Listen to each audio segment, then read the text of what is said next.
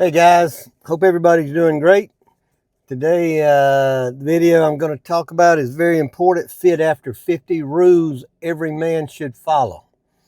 You know, getting fit after 50 doesn't mean working harder necessarily. You got to put in work, but it doesn't mean working harder. It means working smarter is what we want to do. These 5 rules, they help me, they've helped countless other men stay strong, lean, and full of energy well into their 60s, 70s, and beyond. And if you follow these rules, you're going to be way ahead of the game. This is Mike Norris from Mike Norris Fit, help men over 50 lose weight, get fit, get healthier, live a healthier lifestyle. Just got back from Atlanta last night. Great trip. Watched 3 baseball games. Done an average about 17,000 steps a day. I was walking around the stadium. Got a lot of good walking in. Doing fasting today. Just had a smoothie. Hadn't had anything to eat in like 21 hours because I did eat terrible. So I'm glad I got a lot of steps. When you go to a Major League Baseball stadium, you're going to eat a lot of bad stuff. Rule number 1, let's get into it. Strength training is mandatory. Muscle protects your metabolism, your bones, your joints.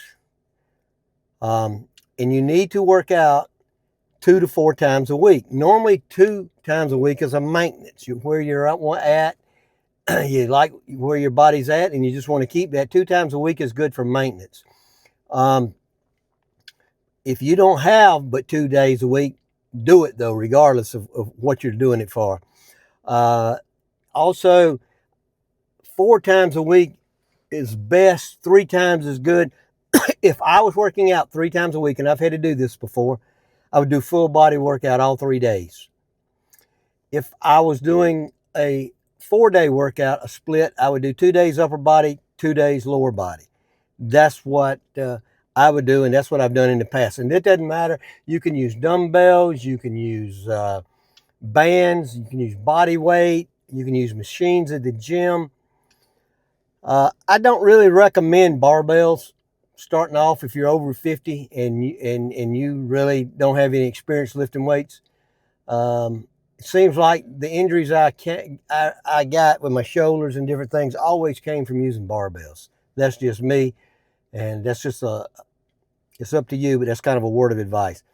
Focus on your form, not on lifting heavy, not super heavy. Difference between heavy and super heavy, and a lot of people try to lift a little bit heavier than they should for different reasons, and that's where your injuries come in. Now, what does weightlifting do? It stops bone loss is a big thing. It stops muscle loss. It stops the weakening of tendons. We know is when we hit 30, you start losing muscle, but a lot of people notice you always start losing your bone mass, and we want to keep this for as long as you can, because those muscles and those bones are what keep you strong when you're 75, 80, 85, 90 years old, and protects you when you fall, and more importantly, keeps you from falling. So think of muscle as your retirement plan. Think of it like that. It's a retirement plan. Rule number 2, walk every single day. Yes, walk every single day. It would be nice if you could go out like I'm getting ready to do and do a walk for an hour and a half every single day.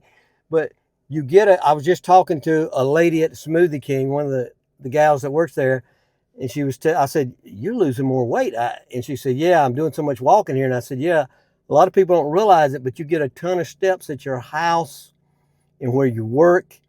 And if you get at Activity Watch and keep up with it, and you can get yourself to do a few more steps, it always helps out."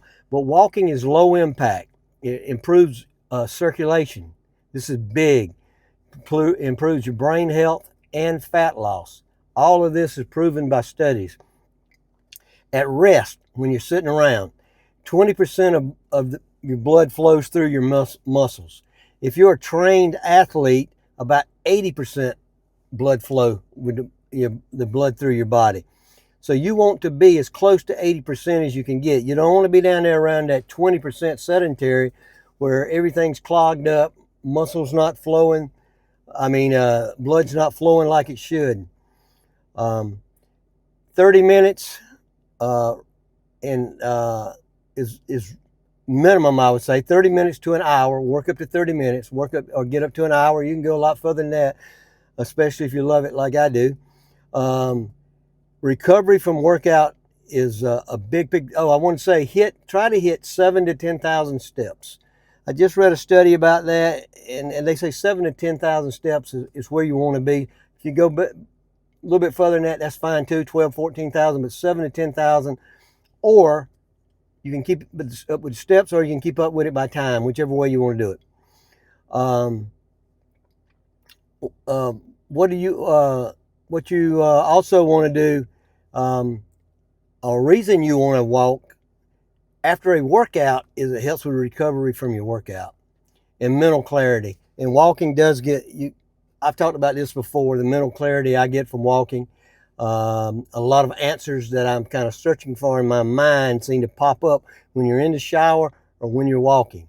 And so I have audio notes, or I'll take some notes on my phone when I'm walking, and this happens. So a walk is great for recovery from your weight workout, or strength workout, I should say. Rule number 3, make protein a priority in whole food. Eat like a man trying to stay strong. Cut back on sugar, ultra-processed foods, and liquid calories. If you can just work a little bit at a time on cutting back on those things, cutting back on that sugar, cutting back on those fast food and liquid calories, these energy drinks. Everybody's drinking these energy drinks. And if you turn that can over and look at all the calories in it, you'll see you get taking in a lot of extra calories. You don't need a perfect diet. You just need a consistent diet and cut out the crap. Don't need a perfect diet. Consistent diet, steadily trying to cut out the crap, and you'll be good. On my Atlanta trip, I ate terrible. I just talked about that. All the walking I did. Had to, because when you're at a football stadium, baseball stadium, major league, you're going to eat terrible. It's super expensive, and it's super bad. There's not much healthy food there. I walked around looking. There's not much healthy food at all. Rule number 4, sleep like it's your job. Recovery happens during sleep. You don't recover while you're in the gym. You recover while you're home resting and sleeping. Poor sleep can equal fat gain, less recovery, and you make worse decisions. When you're tired and you don't recover well, you don't sleep well, you don't make as good of decisions as you normally make. Try to sneak in a nap. If you didn't get 7 or 8 hours of sleep, try to sneak in a nap after lunch if you can.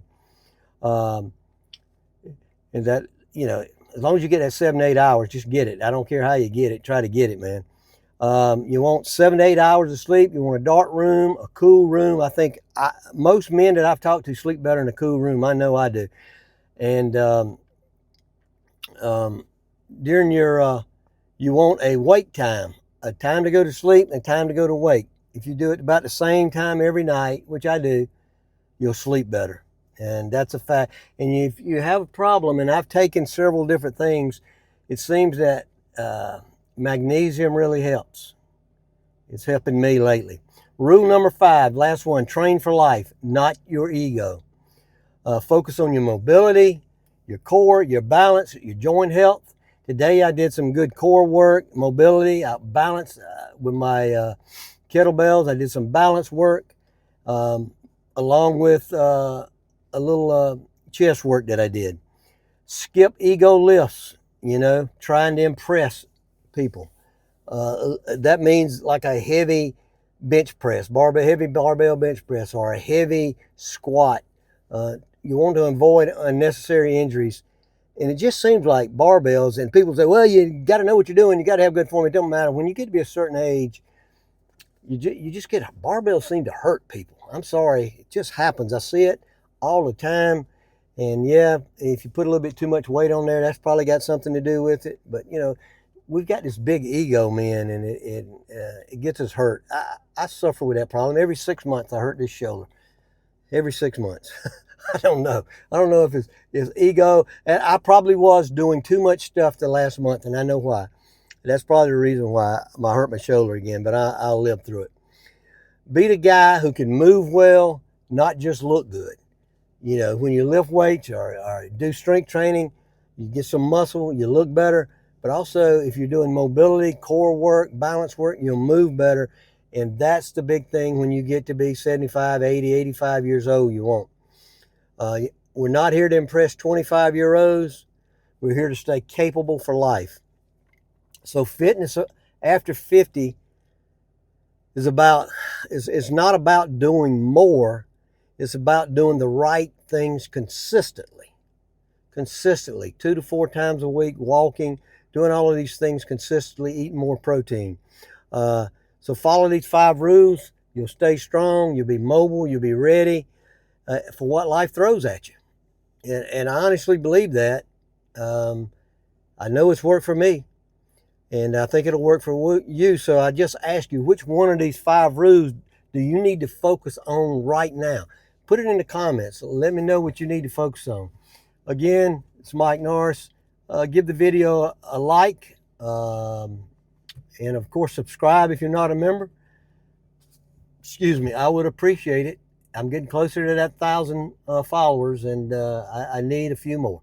Talk to you later, guys.